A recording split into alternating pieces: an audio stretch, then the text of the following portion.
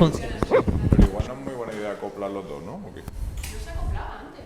Vale. Yo no lo he notado, no Lo sé. he puesto ahí para cuando se nos oiga. Vale, para preguntas y todo eso. Ok.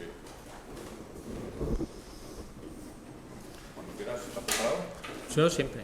Pues nada, es todo un placer. Yo no me he currado tanto la presentación como este, pero Hugo también tiene 4 letras. O sea que por ahí. H de tal. La presentación hecha. No, bueno, es un placer presentar a Hugo Saiz, un compañero, un amigo, que también trabaja en ensamblaje de comunidades, que este año en esta serie de seminarios la tenemos un poco olvidada, o por lo menos la planta, porque han venido los compis de Elche con sus animalicos, sus vertebrados y sus plumas, y este año nos habíamos olvidado la planta, así que fue un placer. Hugo lleva mucho tiempo haciendo cosas muy chulas, sobre todo en interacciones planta-planta. Bueno, casi todo. De hecho, Sí, interacciones planta-planta, respuesta inicialmente a la herbivoría, después a intensidad en el uso del suelo.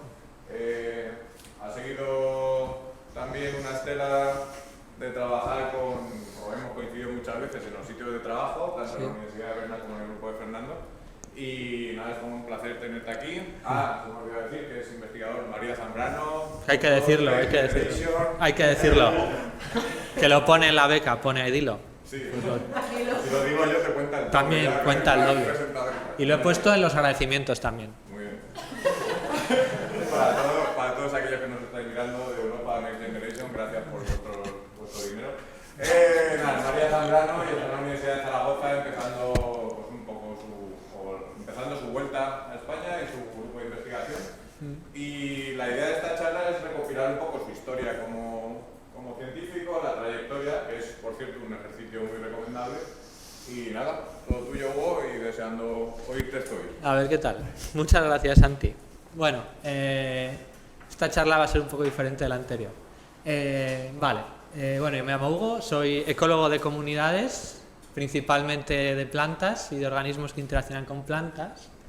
Y os voy a hablar un poco de lo que he encontrado, que ha sido como una línea de trabajo común que he tenido a lo largo de toda mi carrera investigadora.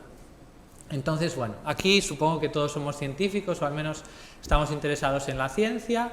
Entonces, si vamos a Wikipedia, esa fuente del saber absoluto que hay en Internet, bueno, tenemos la definición de ciencia, que es muy larga, pero a mí lo que me interesa es una parte concreta aquí que habla de que las predicciones se formulan mediante racionamientos, bla, bla, que se estructuran como reglas o leyes generales, ¿vale? Que estas hablan sobre un sistema y cómo ese sistema funciona. Entonces, nosotros, como ecólogos, tendremos que encontrar pues, estas leyes generales que nos van a explicar cómo funcionan pues, los sistemas ecológicos. Si vamos a la definición de ecología, yo he cogido la primera, la de Haeckel, y entonces dentro de esta definición, pues bueno, habla de muchas cosas que supongo que todos conoceremos, pero repite varias veces la palabra relaciones. ¿Qué son las relaciones? Las relaciones son, pues, cómo diferentes elementos, pues, interaccionan entre sí. Esta palabra, que parece pues algo pues, que está disuelto ahí entre otra información, el entorno orgánico e inorgánico, en realidad es muy importante. ¿Por qué? Porque si nosotros trabajamos con relaciones, o la ecología estudia relaciones, nosotros ya tenemos que dar un salto cualitativo acerca de nuestros sistemas de estudio, porque nosotros vamos a trabajar con sistemas desde una definición más relacionada con la física, sistemas complejos. Entonces, ¿qué es un sistema? Pues un sistema, bueno, a mí me gusta mucho esta figura, pero básicamente es un grupo de elementos, que estos elementos interaccionan entre sí, y entonces tendremos unos factores externos que afectan al sistema y a sus relaciones. Este sistema luego producirá unos efectos que se propagarán fuera del sistema y demás. Y lo importante es que estos sistemas pues tienen sus componentes, pero también podemos analizarlos a nivel de sistema general o a nivel de sus relaciones o lo que sea. Y es importante tener en cuenta que trabajamos con sistemas para tener una perspectiva integral de cómo son nuestros sistemas de estudio, valga la redundancia. Pero claro, trabajar con sistemas pues no es muy fácil. ¿Por qué? Pues por varias cosas. Una es que los sistemas dependen mucho de la escala con la que trabajemos. No es lo mismo trabajar, pues por ejemplo, a ver, ¿cómo se pone aquí el láser este? Vale. Si nosotros tenemos este paisaje, no es lo mismo trabajar en el sistema bosque en una ladera que trabajar en el sistema comunidad de insectos dentro de un arbusto, ¿vale? Entonces, en función de la escala espacial que nosotros estemos considerando, tendremos que tener en cuenta sistemas diferentes y, por tanto, procesos diferentes. Pero no solo eso, el mismo sistema está sujeto a diferentes condiciones en función del tiempo. No es lo mismo un bosque en verano que un bosque en invierno. Los procesos cambian, los componentes del sistema pueden cambiar, etc. Y aparte, los sistemas también pueden tener un grado de organización diferente. Podemos mirar individuos, poblaciones, comunidades, el ecosistema completo, etc. Entonces, cuando nosotros trabajamos, una de las partes más importantes es definir cuál es nuestro sistema de estudio a la hora de evaluar pues, lo que queramos. Los sistemas también son muy complejos y esto es algo que ya desde el inicio de cuando ya empezaron a hacer los grandes viajes, los diferentes naturalistas y analizar pues, cómo era la diversidad o la biodiversidad de diferentes biomas y ecosistemas, ya lo contemplaban.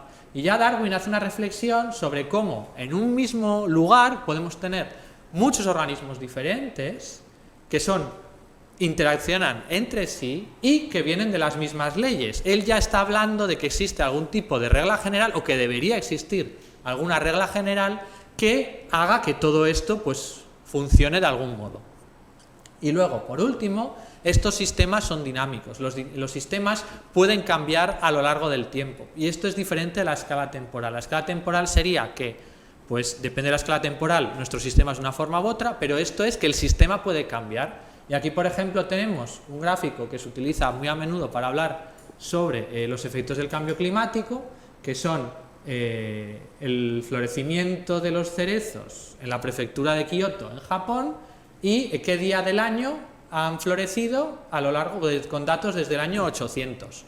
Y se ve que más o menos han florecido siempre en torno al 20 de abril, pero en los últimos años han adelantado su fenología.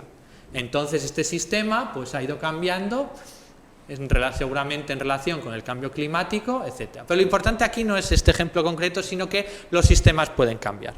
Entonces, claro, nuestros sistemas dependen de la escala, nuestros sistemas son complejos, nuestros sistemas son dinámicos. Entonces, esto hizo preguntarse a Dalton que, a ver, si tenemos tantos factores, tantas causas que hacen que los sistemas sean diferentes, si somos capaces de encontrar alguna ley general que pueda explicar cómo funcionan los sistemas ecológicos. Entonces, no os voy a hacer que leáis el artículo, pero la respuesta rápida es que él dijo que no había, que no tenía sentido y demás. Claro, si nosotros nos atenemos a la definición de qué es una ciencia y buscamos patrones generales, reglas generales, pues si vemos esto decimos, pues ya, pues la ecología entonces no tiene sentido como ciencia. Pero bueno, este artículo pues tuvo mucho debate, mucha gente le dijo no, pero tal cual, bueno, fue interesante para hablar que realmente la ecología es una ciencia muy complicada, donde hay efectos contexto dependientes muy fuertes y que realmente es muy difícil encontrar este tipo de reglas generales. Pero si nosotros vamos a la literatura y a los libros de texto de ecología, realmente sí encontramos algunas leyes generales. Por ejemplo, la biogeografía de islas nos dice que la diversidad de una zona depende de cómo de grande es esa zona, porque si es más grande va a poder emigrar más especies a ella, va a ser más fácil va a haber más especies, y de la distancia que esté desde otros lugares con especies que pueden emigrar a este lugar. Entonces, bueno, esto es un patrón general que se observa. Empezó en islas, pero esto también se puede observar pues, en parches de diferentes hábitats en un paisaje, etc. O luego tenemos también la hipótesis de Janssen-Connell, que dice que existe un punto óptimo a distancia él se centró en las plantas, que él decía, pues cerca de las plantas hay de una planta concreta hay muchos enemigos de esa planta, pues habrá parásitos, herbívoros y demás. Pero claro, cuanto más lejos nos vayamos, la capacidad de dispersión será más difícil. Entonces, existe un punto intermedio donde tendremos la mayor capacidad de dispersión posible para el menor número de enemigos posibles para ese organismo. Entonces, bueno, esto es una ley también que se ha comprobado que funciona bastante bien. Entonces, lo importante aquí es que estas leyes no están relacionadas con la identidad de los organismos. Estas son leyes que son generales y por tanto no nos importa que se cumplan para un pino, para un haya o para una estipa. Son leyes que ignoran el concepto o al menos funcionan porque no tienen en cuenta la identidad de las especies. Entonces, ya que nosotros trabajamos sistemas, tal vez si queremos encontrar leyes generales, no tenemos que centrarnos tanto en los componentes del sistema que estamos estudiando, sino en el sistema en sí. Y para estudiar el sistema, lo que podemos hacer es centrarnos en las propiedades emergentes, que son propiedades que no podríamos observar si simplemente supiéramos qué hay ahí. Si nosotros sabemos, en esta comunidad tenemos esto, esto, esto y esto. Vale, con eso no tendríamos información sobre propiedades emergentes. Una propiedad emergente es algo que nace porque esos elementos que están ahí interaccionan de una forma particular, se relacionan de una forma particular y emerge una nueva propiedad que solo puede ser medida a nivel de sistema. Y esto, en este caso, yo os voy a hablar de una propiedad emergente que es el orden. Y por eso, pues, el título de esta charla. Entonces, lo primero que tenemos que hacer es definir qué es el orden. Entonces, si preguntamos a la mayor experta mundial en orden, Marie Kondo nos dice que el orden es sinónimo de la felicidad. Pero claro, medir la felicidad es algo muy complicado. Yo creo que a mí no se me ocurre cómo medir la felicidad. Entonces, bueno, vamos a una definición como más banal, vamos al diccionario de Oxford y entonces nos dice que es la manera en que están colocadas las cosas o las personas siguiendo una norma. Esto está muy bien, ¿por qué? Porque si nosotros en ecología y en ciencia lo que buscamos son reglas y normas, el orden surge de una norma, nos viene perfectamente. Entonces, ¿qué cosas buenas tiene el orden? El orden tiene una cosa muy buena y es que nosotros podemos tener dos sistemas que son exactamente iguales en su composición, pero que están ordenados de diferente forma. Aquí tenemos que primero tenemos dos bolas negras, luego dos bolas blancas y dos bolas negras. Y aquí tenemos 4 negras y 2 blancas como aquí, pero aquí pues primero tenemos una blanca y una negra y una blanca y 2 negras. Entonces, esto nos va a permitir evaluar cómo un factor, que ya hemos visto que el sistema se ve afectado por factores externos, cómo este factor cambia el orden de nuestra comunidad. Entonces vamos a poder evaluar cómo nuestro sistema cambia ante lo que nosotros queramos. Pero no solo eso, nosotros podemos tener dos sistemas diferentes y que estén ordenados de la misma forma. Aquí tenemos dos elementos iguales, dos elementos iguales, dos elementos iguales, y aquí tenemos 3 elementos iguales, 3 elementos iguales, 3 elementos iguales. Son sistemas totalmente diferentes, porque hasta los individuos que lo componen son diferentes, pero en ambos están ordenados de la misma forma. Y esto nos va a permitir que comparemos sistemas que sean completamente diferentes. Y por último, y tal vez lo más interesante, es que el orden puede surgir de reglas muy sencillas. Entonces, si nosotros somos capaces de caracterizar el orden de un sistema, podemos decir, mira, este orden surge por esta regla o por este mecanismo, y decir, vale, pues entonces en nuestro sistema este mecanismo puede jugar un papel importante. Esto es un ejemplo de redes. Aquí empezamos con un sistema de 3 elementos y la norma que se pone se llama atracción preferente. Básicamente lo que dice es que cada vez que metemos un elemento nuevo dentro de este sistema, va a interaccionar con mayor probabilidad con aquellos componentes del sistema que interaccionen más. Esto es, aquí todos tienen 2 interacciones, cada una de estas bolas tiene 2 interacciones. Entonces, cuando hay un elemento nuevo, tiene la misma probabilidad de interaccionar con todas ellas. Pero ya cuando llegamos a estos niveles, aquí vemos esta bola roja, tiene más conexiones que el resto de elementos de la red.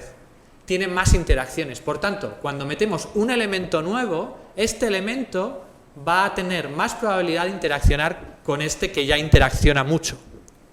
Y este modelo, que genera sistemas de forma muy sencilla, se ha comprobado que es capaz de replicar muchas de las redes reales que se observan. La red de colaboración entre autores, la red de interacción entre organismos ecológicos, la red de interacción de las biomoléculas dentro de las rutas metabólicas, etc.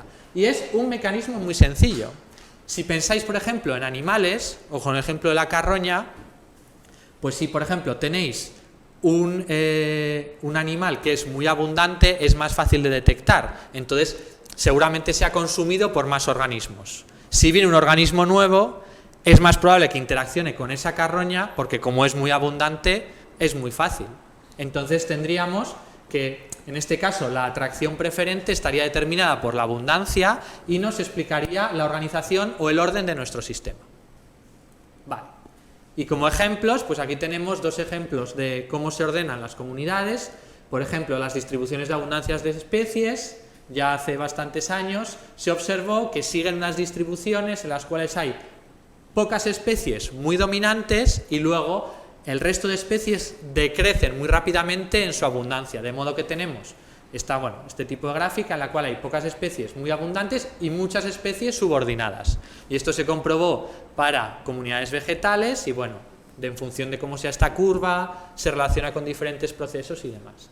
Y luego en las redes de interacción, principalmente en las redes mutualistas, Vasconte, la persona que un poco empezó a hacer que esto fuera accesible a todo el mundo, descubrió, no descubrió, pero encontraron que las redes mutualistas tenían este tipo de estructura que se llama estructura anidada, donde las especies interaccionan de forma subordinada respecto a aquellas que tienen más interacciones, ¿vale? ¿Qué significa esto? Que esta planta que interacciona con muchos animales, si tenemos aquí otra planta que interacciona con pocos animales, esos pocos animales van a formar parte del subset o de aquellos que ya interaccionaban con la especie que más interaccionaba, ¿vale? Y esto se relaciona con la resistencia a extinciones dentro del sistema. ¿Por qué? Porque la mayoría de especies, sus interacciones son redundantes, ya están incluidas dentro de las especies que más interaccionan. De modo que si yo extingo esta especie de aquí, el sistema no va a perder interacciones, porque esas interacciones que se pierden van a ser capaces de ser absorbidas por las especies que más interaccionan.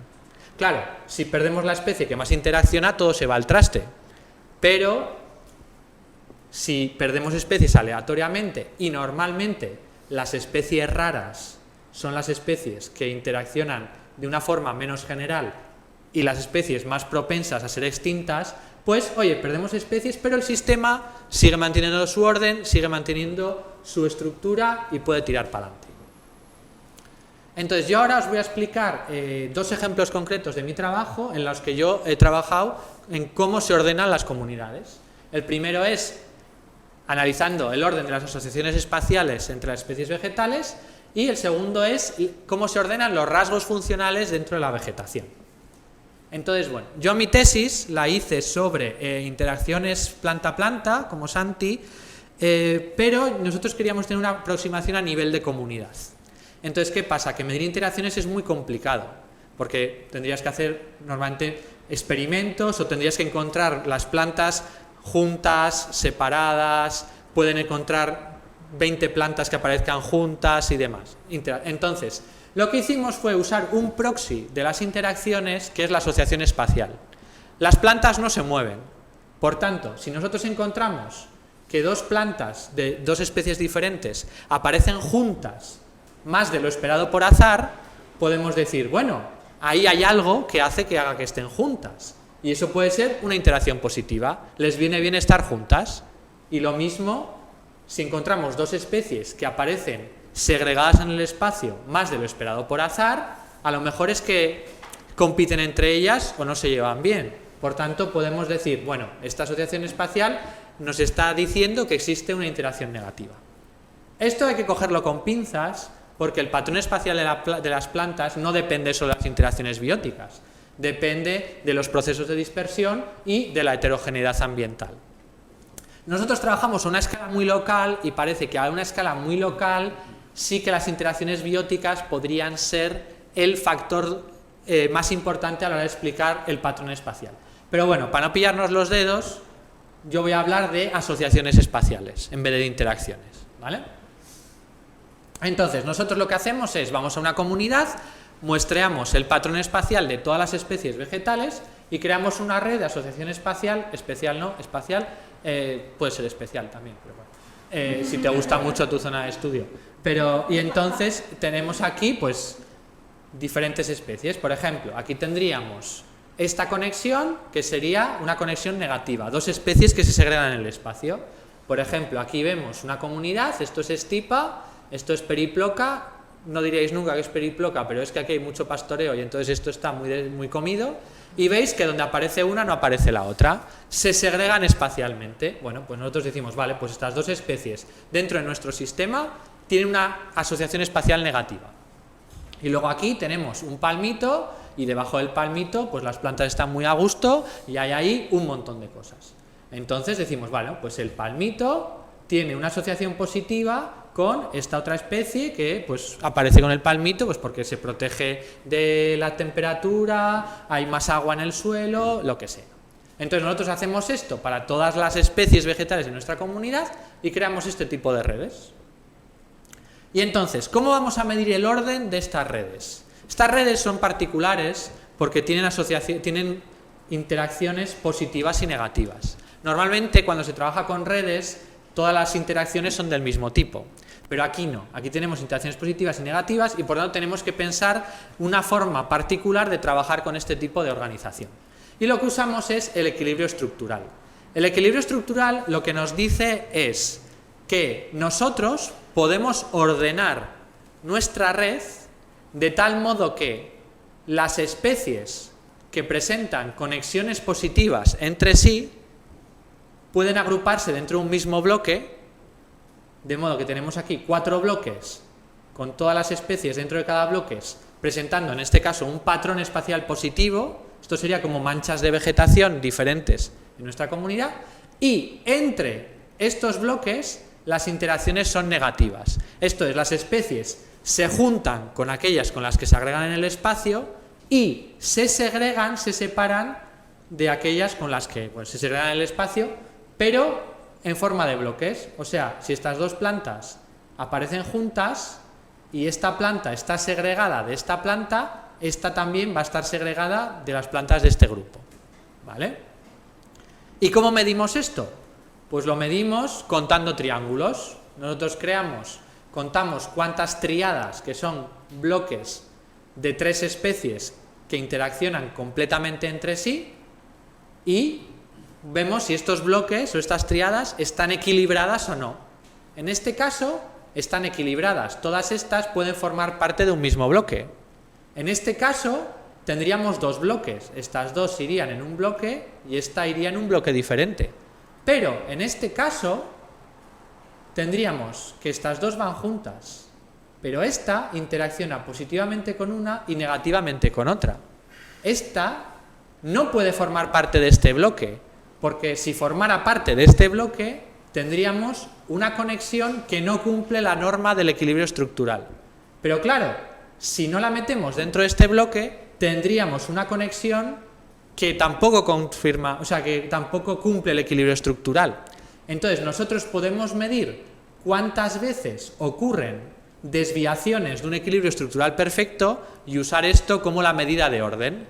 Un sistema ordenado, todas las especies estarían cumpliendo estas normas, todas las interacciones, y un sistema desordenado sería aquel en que encontramos que ocurren muchas veces este tipo de conexiones que no cumplen las normas.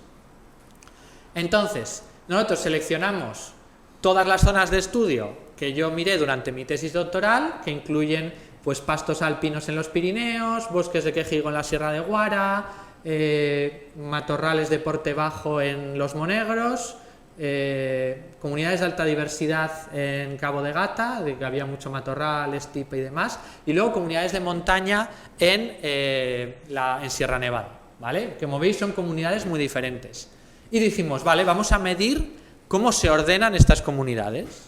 Y lo que encontramos es, esto sería el valor que nosotros observamos, esto sería un modelo nulo para comparar si lo que nosotros vemos se debe al azar o realmente nuestras comunidades sí que están ordenadas, y vemos que en la mayoría de los casos estas comunidades están más equilibradas de lo esperado por azar. Pero no solo eso, vemos que en estos casos de aquí estarían dentro de un modelo, de lo que nos predice el modelo nulo. O sea que en realidad todas nuestras comunidades están ordenadas tanto como es esperado o más, pero nunca están menos ordenadas de lo esperado.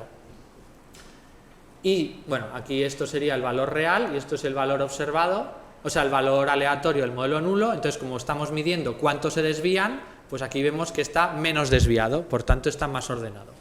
Y cuando analizamos cada uno de los triángulos de las tríadas que os he puesto antes, esta tríada hemos dicho antes que está equilibrada, porque todas ellas forman parte de un mismo grupo. Vemos que esta tríada en los sistemas reales es más común de lo esperado por azar. O sea, esta tríada que representa un sistema ordenado, cuando vamos a un sistema real en la naturaleza, aparece más de lo que cabría esperar por azar. Y esto también nos indica que está ordenado. Lo mismo para esta también es una tríada ordenada y de nuevo vemos que es más frecuente de lo esperado por azar. Y luego tenemos estas dos, que bueno, esta se podría decir que es ordenada, pero en la bibliografía, en la literatura hay como controversia si está ordenada o no, pero esta que sabemos que no está ordenada, porque no podemos hacer la división perfecta como os explicaba antes, es mucho más infrecuente de lo esperado por azar. Todos estos resultados nos están diciendo, oye, que las comunidades vegetales, al menos en relación a su patrón espacial, están ordenadas. Y hay una cosa sutil que a mí me gusta destacar, y es que aunque todas están ordenadas, nunca están perfectamente ordenadas. Siempre hay alguna cosa por ahí que se sale de lo que sería el orden perfecto, ¿vale? Y luego hablaré, entonces, la idea es que este desorden es lo que le permite al sistema, esto lo han observado en redes de comportamiento de ungulados, también observan este patrón. Están ordenadas, pero no perfectamente ordenadas. Y entonces ellos lo achacan a que este desorden o estas interacciones que no encajan dentro del orden son lo que permite al sistema evolucionar y adaptarse a cambios. ¿Por qué? Porque en este triangulillo de aquí, estas dos especies estarían conectadas con esta, pero tendrían un conflicto entre sí.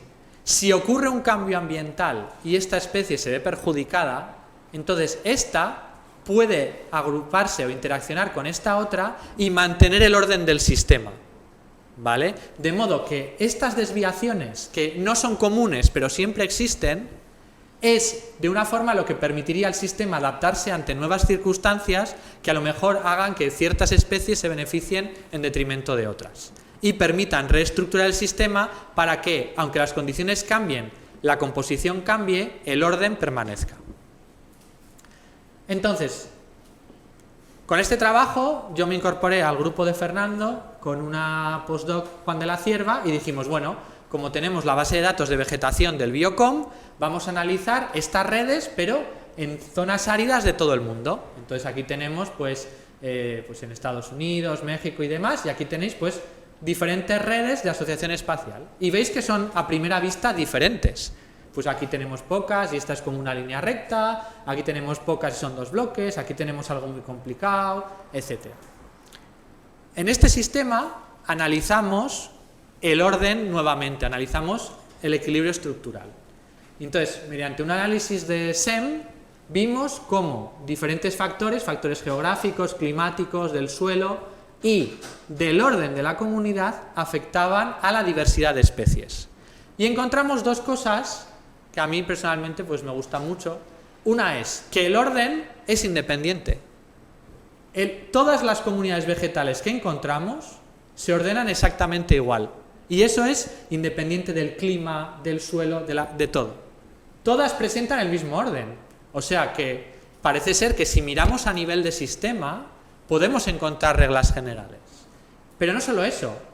Ese orden tenía un efecto positivo sobre la diversidad. Esto es, las comunidades más ordenadas tenían mayor diversidad. Y si miramos aquí la varianza explicada, estos son otros parámetros de red, pero si nos centramos en este, que es el equilibrio estructural, la varianza explicada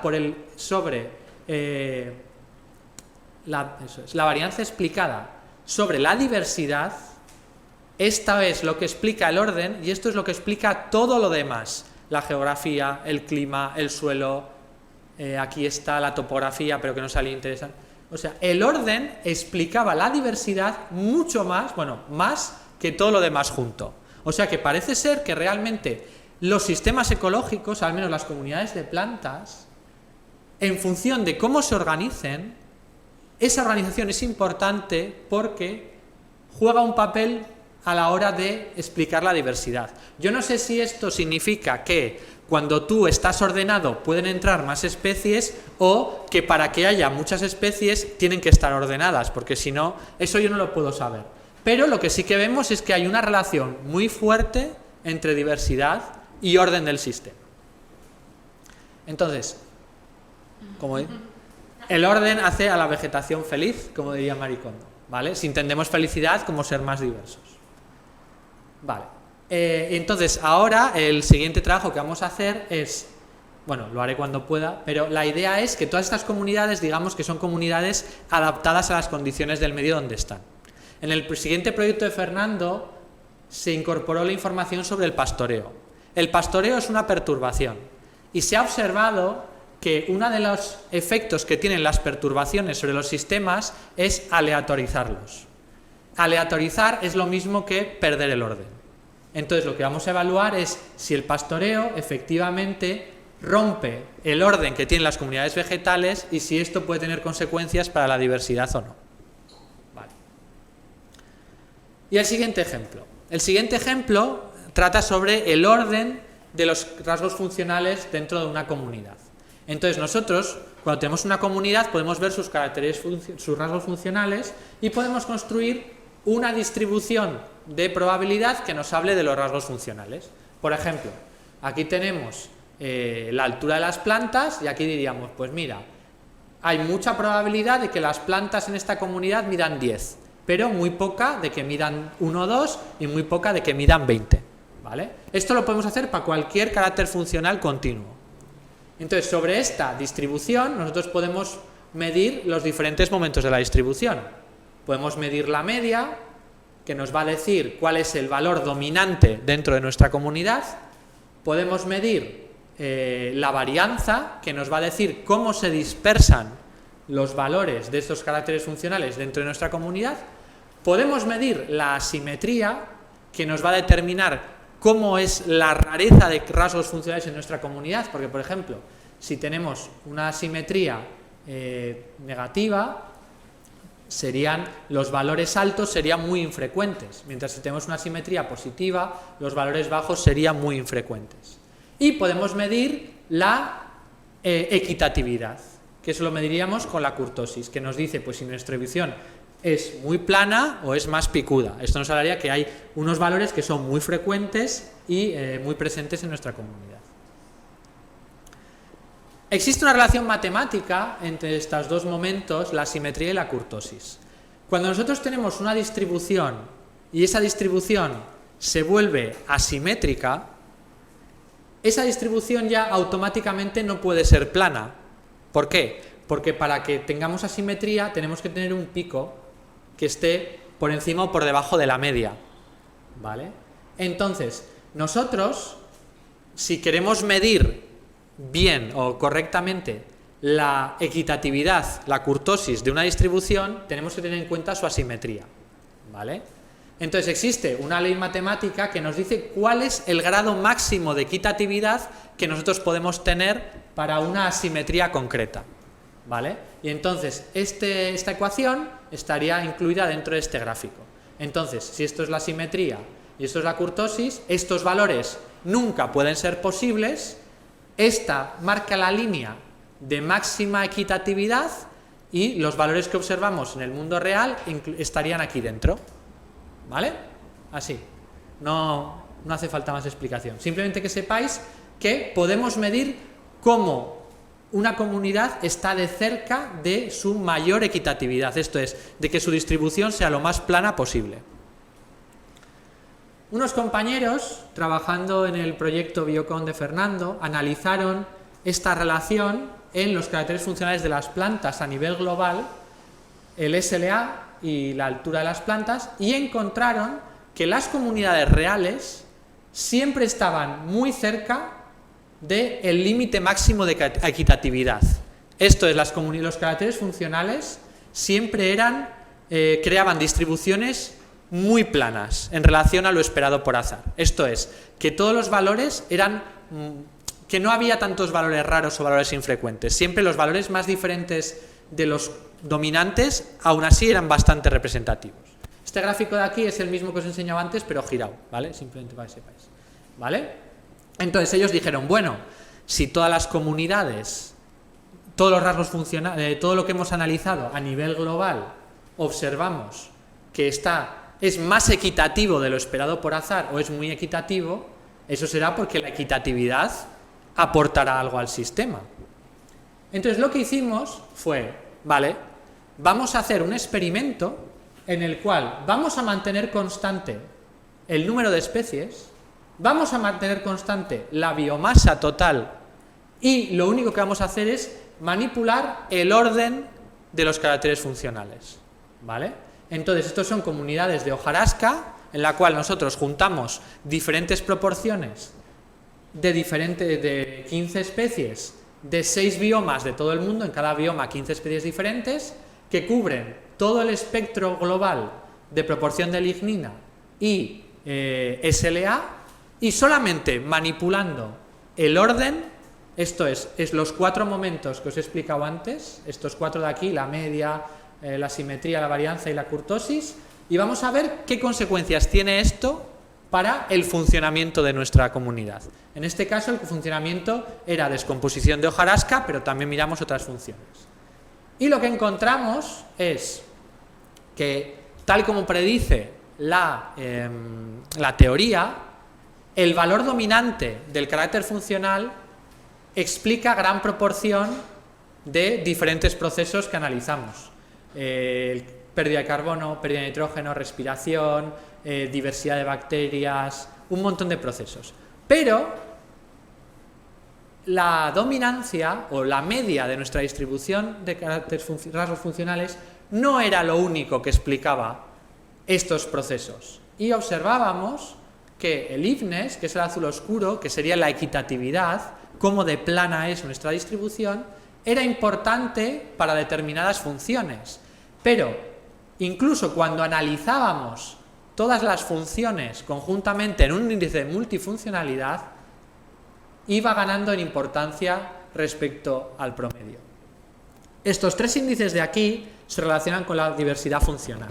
Y lo que nos está diciendo es que cuando nosotros tenemos una comunidad a la que analizamos sus rasgos funcionales y esos rasgos funcionales siguen un orden, en este caso maximizar la variabilidad y que sea lo más equitativa posible, esa comunidad es más eficiente en las funciones del ecosistema que están implicadas, son los procesos que están implicados en esta comunidad. Por tanto, bueno, pues la hojarasca sería más feliz porque funciona mejor.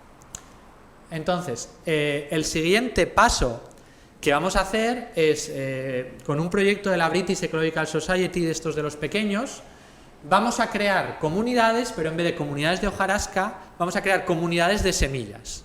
Entonces, vamos a manipular la distribución funcional de diferentes rasgos funcionales de las semillas, manteniendo constante el número total de semillas y el número de especies de las semillas.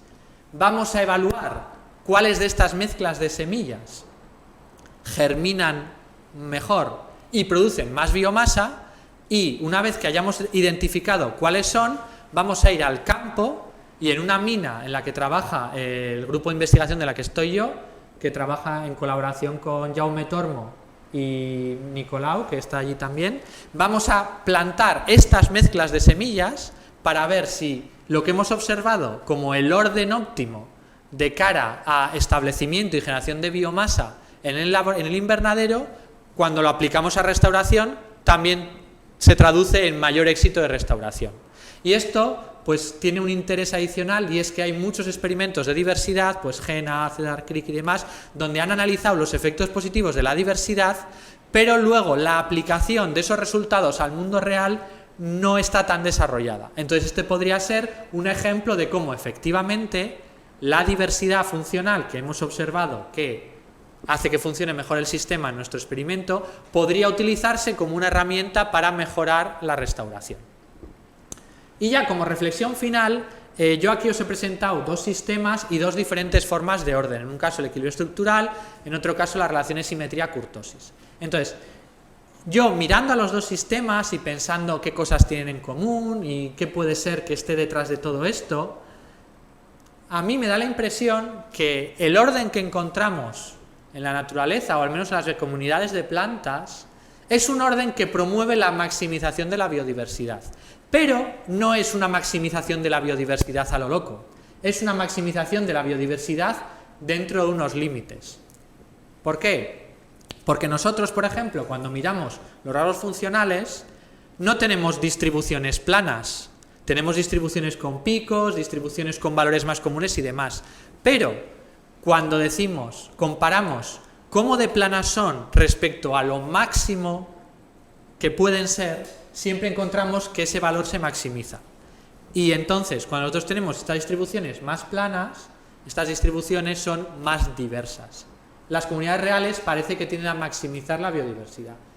Y cuando miramos el orden de las asociaciones espaciales, también vemos que cuando están ordenadas, la biodiversidad aumenta. Entonces, todo esto está en relación o tiene que ver con la teoría de la máxima entropía de información, que es, por ejemplo, lo que utiliza Maxent para hacer sus modelos de distribución, que dice que cuando nosotros tenemos cualquier sistema o cualquier proceso ecológico y lo queremos modelizar, una vez que hemos metido todas las variables explicativas, lo que queda sin explicar, como mejor se explica, es utilizando priore, bueno, es que es bayesiano, el prior que se usa en estadística bayesiana, que sea plano. Esto es, que una vez que hayamos explicado todo, una vez que ya hemos metido los límites, lo que queda por explicar maximiza la biodiversidad, que en este caso sería la entropía de información, ¿vale? O sea que lo que nosotros observamos no es tan diferente de lo que han observado otras personas.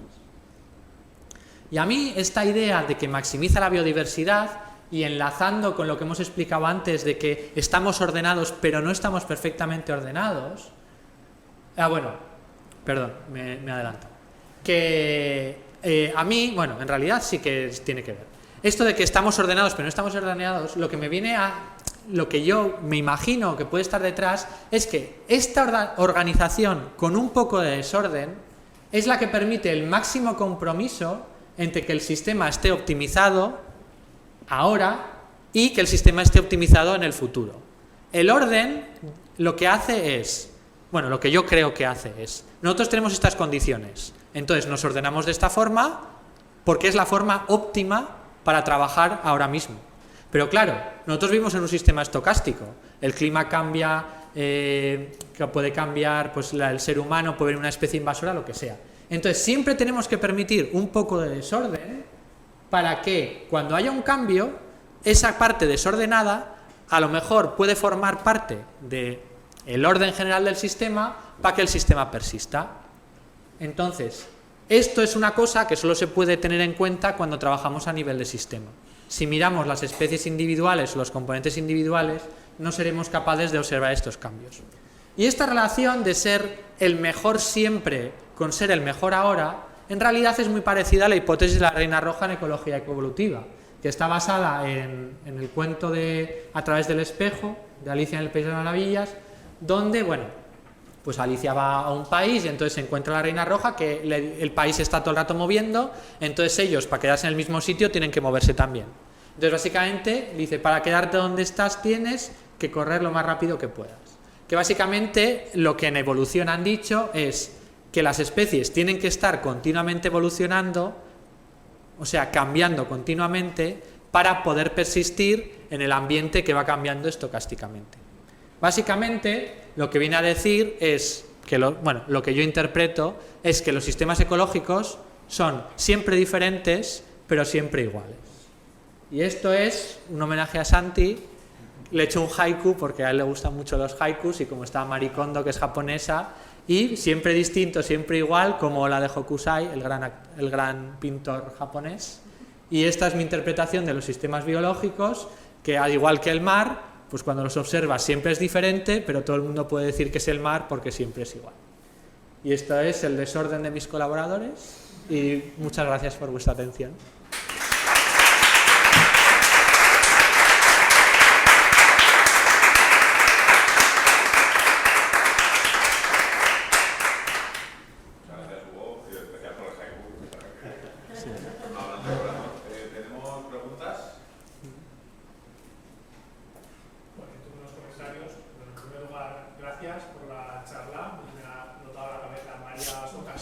Vale. No sé si me he enterado mucho más de la mitad, pero ha sido mi atención al 100% sin dudas. Así que, considerando que de plantas yo no tengo más por la rama de las plumas, pero me sentí muy contento y de tu oratoria.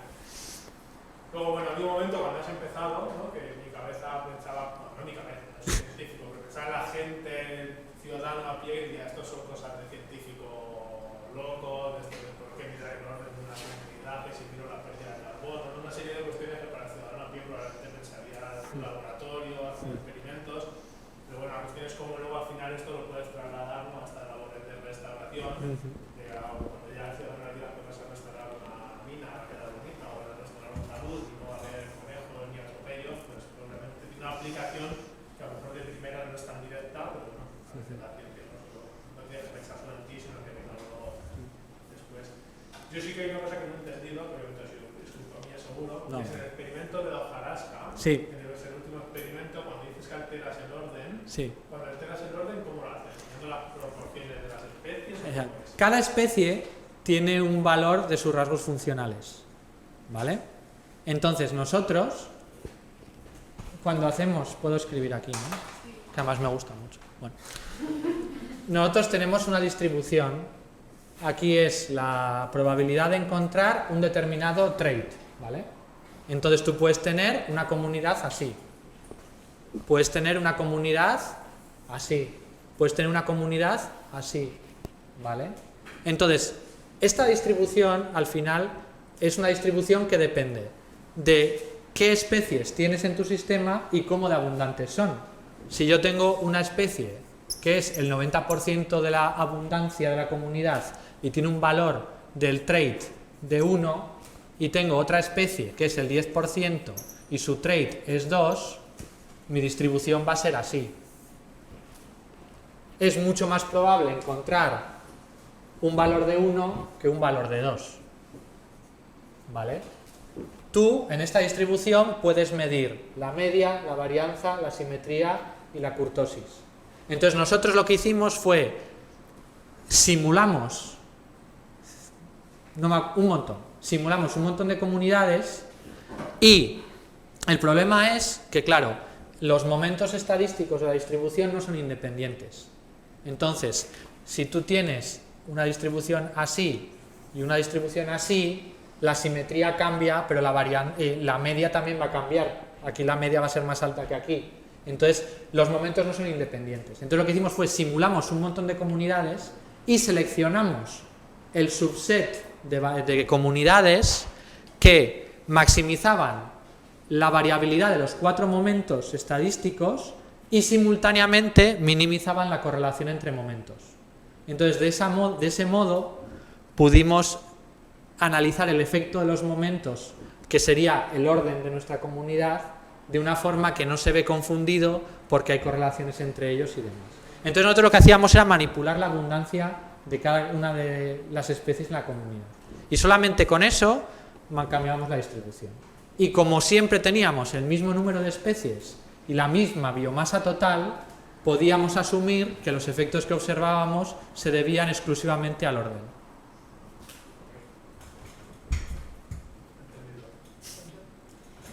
Bueno, enhorabuena, que te ha gustado mucho.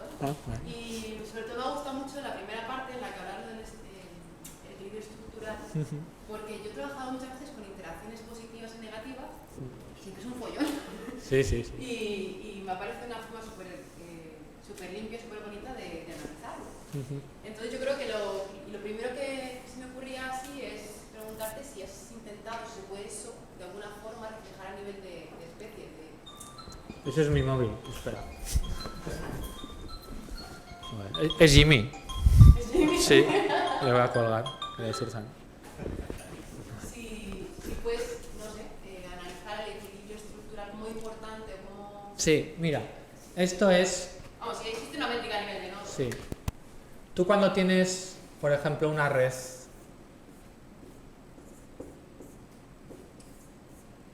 ¿vale? Sí. Esta es tu red. Tú haces modularidad. Sí. Te dice, hay 2 módulos. Y dices, vale, tú luego puedes evaluar cada uno de estos nodos individualmente. Por ejemplo, el intranode, que no sé cómo, creo que es Z, y la P, ¿no? Que la P te dice cómo conecta este nodo al resto de módulos y la Z cómo conecta dentro del mismo módulo. Pues aquí exactamente igual, lo puedes hacer exactamente igual. Lo que pasa es que lo tienes que programar tú a mano, pero bueno, no es muy complicado.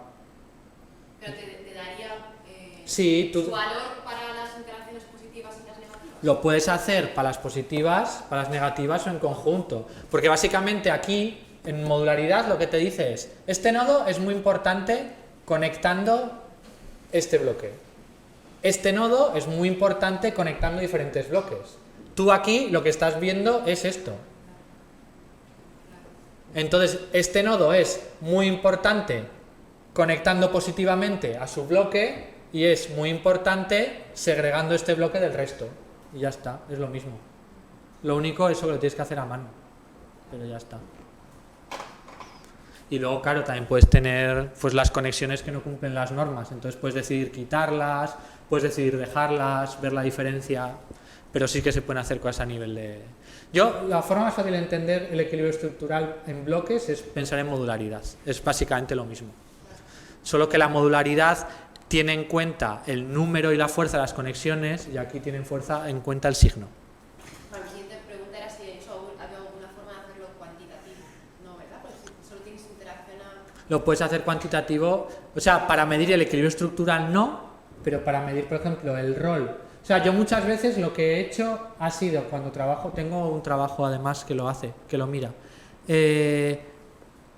Cuando a mí me interesan las especies, por ejemplo, tenemos un trabajo en el que analizamos el papel facilitador de los gipsófitos respecto a los no gipsófitos. Y entonces ahí usamos el equilibrio estructural para crear los bloques, pero no medimos, no nos importaba cómo de ordenada estaba la comunidad. Lo que queríamos ver eran los bloques. Y entonces luego ahí sí que vimos los valores de los gipsófitos y los no gipsófitos a ver si eran diferentes. Entonces usamos este criterio para crear los bloques, pero no para medir nada de la comunidad, porque era un trabajo más a nivel de especie. Y mi última pregunta, ¿habías dicho que había un trabajo de comportamiento de ungulados? Sí. ¿Te acuerdas de quién es? Puede ser Illani, pero no me sé el año, pero te lo puedo mandar. Vale. Pues gracias. Sí. Nos ha encantado. No tenía vídeos, pero bueno. ¿Me surgía así alguna pregunta? Bueno, al principio habla de sistemas, de escala, de complejidad y esto es un poco de por ignorancia. No. Claro, entiendo que la interacción en signo se basa en la distancia. No. Nosotros tenemos una ventaja respecto a vosotros, y es que las plantas no se mueven. Entonces lo que nosotros hacemos es, tú vas al campo, haces un transecto. Bueno, esto se puede hacer con transecto o con varias cosas, pero imagínate un transecto. Aquí está la especie A, aquí está la especie A, aquí está la especie A. Aquí está la especie B, aquí está la especie B. 1, 2, 3, 4, 5, 6, 7, 8, 9, 10. La especie A tiene una cobertura del 0,3. La especie B tiene una cobertura del 0,2. La probabilidad de que aparezcan juntas es el producto de las coberturas. Tenemos 10 puntos, por tanto, tendríamos que encontrar que coocurren 0,6 veces a lo largo de nuestro transecto. Coocurren una vez. Distribución de Poisson, con valor de distribución de Poisson, el valor esperado, 0,6. Valor real, 1. ¿Significativamente diferente o no? Si es significativamente diferente, quiere decir que coocurren más de lo esperado por azar. Conexión positiva. Vale. Eso quiere decir que ocurran. Que coocurran. Pero puede ser por una interacción positiva o negativa. Claro, si aparecen menos, coocurren menos de lo esperado, interacción negativa. No, ya te entiendo, ya sé por dónde van los tiros. Sí. Yo he tenido muchos referees, ¿eh? Sí, por eso he dicho que yo trabajo con... Sí. Ahí necesitaría un componente que es la dinámica, que es el tiempo. Sí, claro, por supuesto. El tema es el siguiente. Yo por eso hablo de asociación espacial y no hablo de interacciones. Yo en todos mis artículos que han trabajado en esto, tengo un párrafo en métodos diciendo todos los problemas que esto tiene y un párrafo en la discusión diciendo todos los problemas que esto tiene. Porque así ya me curo en salud. Para que unos organismos interaccionen negativamente, para que compitan, lógicamente tienen que estar juntos. Yo no voy a competir con alguien que no está a mi lado. si soy una planta. No voy a competir con algo que está a 3 metros por agua si mis raíces solo alcanzan 20 centímetros. Yo no voy a competir contigo. Lo que nosotros asumimos es, nuestra comunidad ha llegado a una etapa clímax, etapa como el final de nuestro modelo dinámico, lo que quieras. Entonces, aquellas plantas que han competido entre sí, ha habido una que ha ganado y una que ha perdido, y por tanto la que ha perdido desaparece y solo queda la que ha ganado. Por tanto, entonces, cuando vemos una planta sola, nosotros asumimos que a lo largo de la historia y de la dinámica de la comunidad, ahí había más cosas, pero al final esta ha ganado. Y por eso la otra solo aparece cuando esta no está presente. Entonces, no es que esa aparezca ahí por competición, es que no aparece con la otra por competición. Y eso es una asunción, y es una asunción brutal.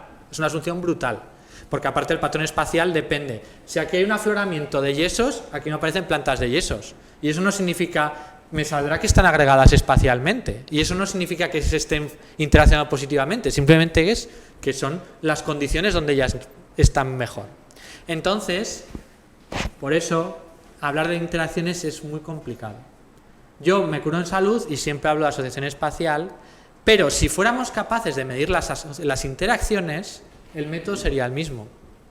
Entonces, bueno, yo cuento mi historia y quien quiera decir que son interacciones, pues bien, quien quiera decir que no, que son la mayoría, se quedan con el patrón espacial y ya está. Pero a mí lo que realmente me interesa es que las especies no están aleatoriamente distribuidas y que esa aleatorización, o sea, ese orden que puede ser fruto de interacciones, puede ser fruto de muchas cosas, tiene un sentido. Dime, Santi. Bueno, muchas gracias, Hugo. Ha estado muy chula y sobre todo por defender un poco el desorden aquí delante de mi mujer. Para adaptarse y un poco... primero, si la veis, decía que el desorden hace falta adaptarse para cambios. Sí. Ambiental, vale, sí. Son cambios impredecibles, en teoría. Si eso lo vais a tener en cuenta en el experimento de restauración que hablabas, de un tipo de orden, que era el de la esquinoescurtosis. Sí. Gracias por traerlo aquí, Alicante, que la gente estaba deseando aprender de ti. Un sueño. Pero yo me preguntaba por el otro orden también, ¿no? El tipo de interacciones o cómo se organizan, el orden de las redes. Sí. Si pensáis evaluar Mira, si el desorden de esas redes o el grado de desorden de esas redes está relacionado con una mejor capacidad de adaptación al sistema psicográfico. Si te acuerdas, tú editaste un especializo en intransitividad. En ese especializo hay un paper de redes de plantas con intransitividad y el driver más importante de intransitividad era la variabilidad en la precipitación. En sistemas donde la precipitación es más impredecible, las plantas o la red de plantas era más intransitiva. ¿Por qué? Porque como tú no puedes, la planta, las especies no pueden predecir qué es lo que va a pasar, no pueden establecer un orden, un ranking o una jerarquía competitiva. No se puede, dice, me voy a especializar en captar los recursos muy rápido, pero es que a lo mejor este año va a llover un montón todo el rato, entonces a mí no me viene bien ser muy rápida porque los que sean capaces de aprovechar durante más tiempo les va mejor. Entonces, en esos sistemas, sí que en zonas áridas es en el biocom, sí que salía, por ejemplo, que la variable más importante era la estocasticidad, pero por supuesto eran también observacionales. Se podía hacer un experimento, pero hacer un experimento de una red es muy complicado, porque primero tendrías que medir las interacciones de cada par de especies, tendrías que ignorar las interacciones indirectas o las interacciones triples, cuádruples si quisieras, y luego tendrías que plantar comunidades, es muy complicado. Entonces, sí que es cierto que hemos observado que es importante, pero hasta ahí. Y yo sí que, para mí, tiene mucho sentido que sea muy importante. Pero no han pensado ninguna manera de evaluarlo, porque por ejemplo en el SEM que has enseñado al principio no había relación entre el orden o el desorden y el... Pero del equilibrio estructural. Ah, bueno, sí, bueno, entre el clima no había. Y ahí estaba metido también la variabilidad, es verdad. Claro, no esperaría que hubiera ahí. Sí, no, pues no había. Y después, volviendo al SEM, me ha parecido raro la varianza aplicada a las Fs. Sí. Cuadrado que tenías ahí, sí que es verdad que era mucho más grande la del orden que la del todo. SEM y los efectos, los tamaños del efecto del clima, del suelo y de la geografía eran bastante tochas para después no relacionarse con la R cuadrada. Y a mí eso me da que es lo que, hasta cierto punto es lo que tú decías de que el orden afecta a la biodiversidad, pero solo hasta cierto punto, ¿no? Que puede ser que el clima y el suelo tengan un efecto más fuerte sobre la riqueza, pero que este efecto varíe mucho, que a veces sea positivo, que a veces sea negativo, mientras que el orden, aunque tenga un efecto más pequeño, este siempre es constante y siempre tiene el mismo signo. Y no sé si has pensado si eso... Y ahora que lo dices es verdad lo de las flechas, no sé. Pero... Es muy gorda para tener Sí. una No sé, a lo mejor... Ah, pero no, ¿sabes qué puede ser? Que... Me lo estoy inventando. O sea, esto no es una variable, esto son varias, ¿vale? Entonces, puede ser que cuando lo descompones en las variables de verdad, las flechas sean individualmente más pequeñas y entonces, como estas flechas también incluyen efectos indirectos a través de ellas, cuando tú multiplicas los efectos en realidad se reducen. Entonces yo creo que pueden ir por ahí los tiros. Pero no, la verdad que así visto sí que parece que son muy tochos. No sé. A lo mejor esto no es lo que he dicho, es otra cosa, pero yo creo que sí que No, es. sí, pero puede ser también que el error en las estimas sea más alto, simplemente que Sí, el efecto puede sea ser. muy fuerte, pero muy variable. Ya, puede ser, sí. No sé. Sí, puede ser. Espera, ¿por qué? Vale, no sé. No sé, lo tendré que comprobar, pero vamos, que yo creo que lo hice bien. No, sí. Y después la otra pregunta es ¿qué relación hay entre los dos bloques de la charla? Si crees que hay alguna relación entre el orden de las redes, porque al final es todo cómo interactúan las plantas, de una forma o de otra, no hacía falta de luz. Entonces no sé si hay alguna relación entre estos tipos de orden en cuanto a rasgos funcionales, distribución de rasgos funcionales y cómo interactúan las Sí, a ver, yo sí que he mirado, por ejemplo, cuando empecé la tesis, por ejemplo, sí que miré mucho, pero no eran rasgos funcionales, eran tipos funcionales, pues separé arbustos, gramíneas y tal, respecto al patrón espacial y cosas así. Y sí que había mucha relación entre, o sea, por ejemplo, las gramíneas eran mucho más negativas en general, segregaban mucho más y cosas de ese estilo. Entonces, yo sí que creo que los caracteres funcionales son buenos predictores del patrón espacial y asumo que tal vez también de las interacciones. Pero como aquí estamos mirando a nivel de comunidad, no sé cómo eso se escalará a nivel de comunidad. Sí que es cierto que cuando tú tienes, si tú asumes que las interacciones se explican por caracteres funcionales y caracteres más similares producen interacciones negativas más fuertes por el limiting similarity, entonces cuando tú tienes una distribución de caracteres funcionales más planas, estás reduciendo el limiting similarity. Y entonces eso favorecería interacciones menos negativas o más positivas y eso se puede relacionar con la dominancia de triángulos, por ejemplo, que son todo positivos, que esos siempre están estructurados, por ejemplo. Eso podría ser, pero no lo he mirado directamente. Es que cuando saltas a comunidad, como tienes que hacer el salto este de la propiedad emergente y todo esto, si te miras los componentes individuales, luego no tienen por qué explicar el sistema.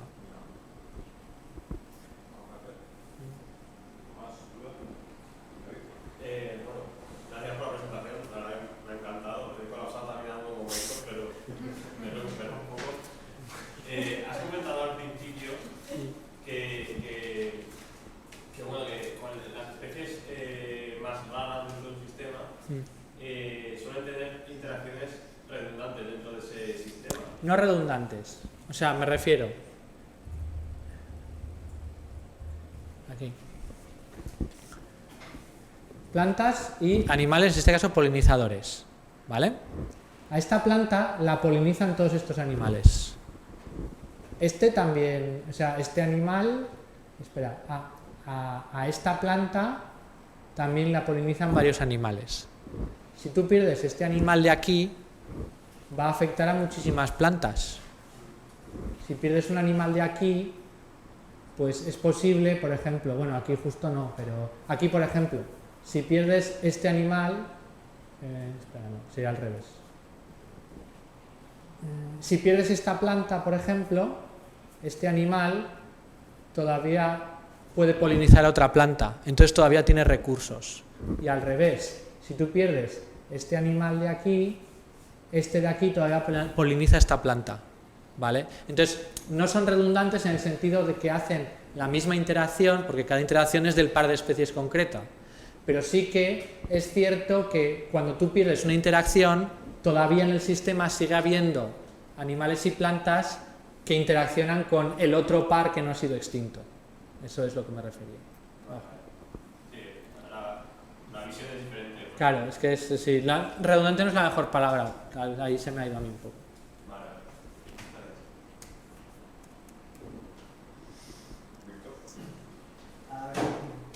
Has comentado, ¿no?, el ejemplo de utilización en restauración de minas, la siembra, aplicar todo este marco teórico. Mi pregunta es si tienes en mente algún otro tipo de donde pueda ser útil, de restauración, en gestión, no sé, si tienes alguna idea que sea... A ver, a mí esto me parece muy extremo, me refiero. Esto tú no lo puedes proponer. Esto es loquísimo. En el sentido, a nivel lo que decía antes, que el compañero, que tú a esto se lo explicas a una persona que no es científica y le va a llevar una dificultad. Entonces, cuando, por ejemplo, a mí el ejemplo de las semillas sí que me parece un ejemplo sencillo en el sentido que tú puedes decir, toma, esta mezcla es la que mejor funciona. Y a la persona de turno le da igual cómo has llegado tú a esa mezcla. Tú haces la mezcla y punto.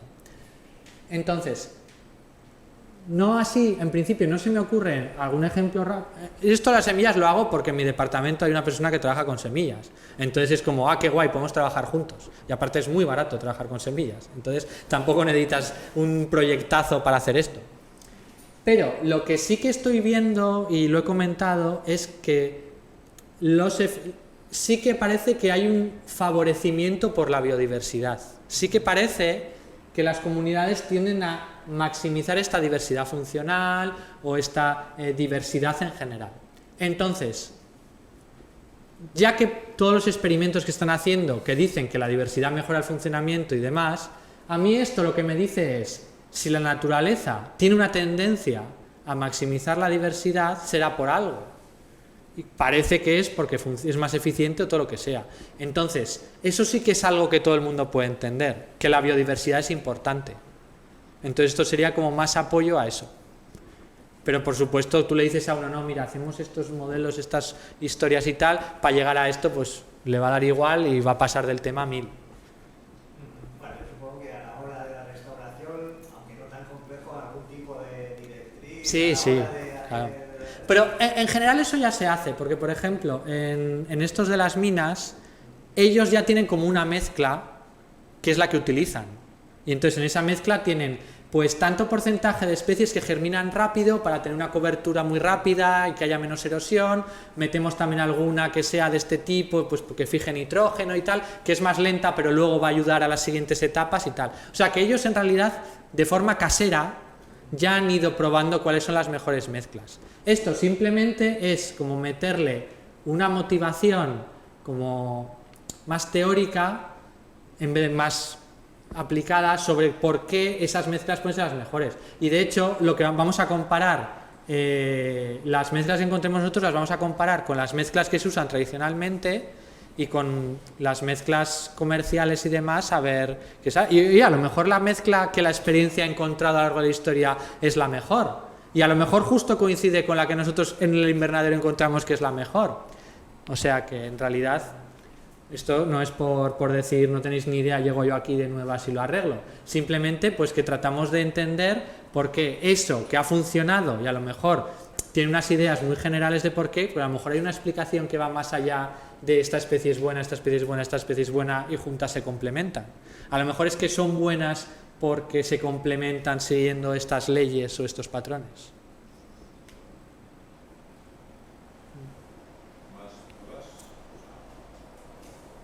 Gracias. Me he divertido. ¿No? Bueno. Es que soy de la escuela de Santi. Entonces. curiosidad viendo de lo que estabas diciendo ahora, simplemente. El experimento de la hojarasca, que es una monada, lo vas a replicar de alguna manera con las semillas. Sí, la idea es esa, sí. Y ya has explicado de sobras las razones, digamos, aplicadas para ese replicado. ¿Pero tienes alguna otra teórica? ¿Te quedaste con alguna duda o alguna pregunta especial en el trabajo de la hojarasca que quieras resolver con el de las semillas? En el trabajo de la hojarasca nos salió que la equitatividad era muy buena, o sea, en general mejoraba las funciones del ecosistema. Y con mejorar me refiero, por ejemplo, el número de patógenos disminuía, o sea que no era siempre positiva, pero cuando era negativa también pues era como lo que buscábamos. Pero una cosa que no nos salió, y no sabemos muy bien, a mí eso fue una gran decepción, ¿verdad? Es que yo estaba convencido de que cuanto más cerca estuviéramos del máximo, iba a ser mejor. Y eso no salió significativo. Entonces, eso es algo que aquí también quiero comprobar. Si cuando lleguemos al máximo de plano, o sea, que sería como más equitativo, si eso es bueno para al menos la germinación o para este tipo de... o los procesos de las primeras etapas del ensamblaje. Entonces eso en funcionamiento no salió muy bien, a pesar de que era algo que teníamos nosotros bastante claro que iba a salir, y no salió. Entonces a mí sí que es algo que me gustaría probar. Por cierto, ¿qué rasgos funcionales de la semilla que estáis sembrando estáis mirando? No, todavía no tenemos las semillas, los tenemos que medir. Vamos a usar el peso de la semilla, que es el fundamental.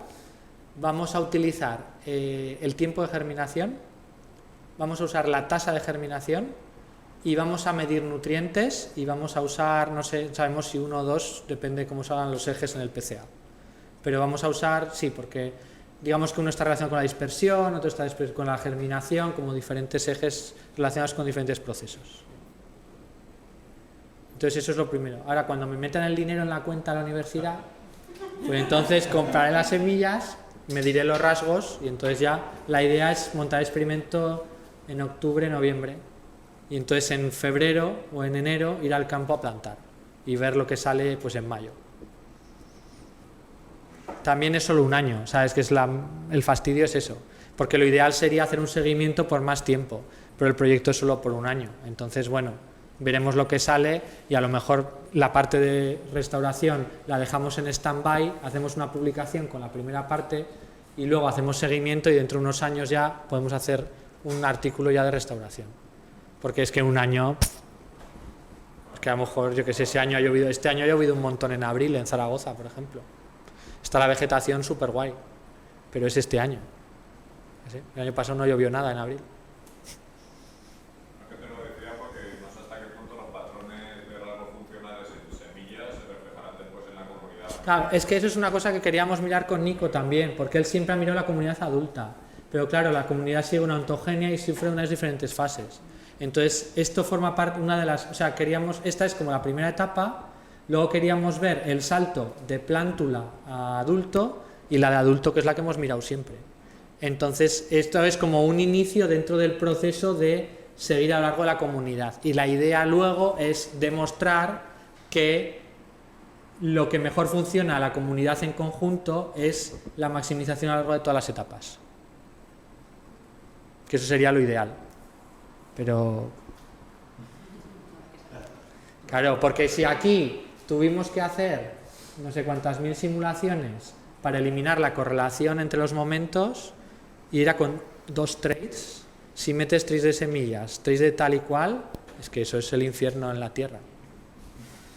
A lo mejor aquí eran 360 comunidades, es que con 360 a lo mejor si metes 6 trades no puedes hacer unas mezclas que capturen toda la variabilidad.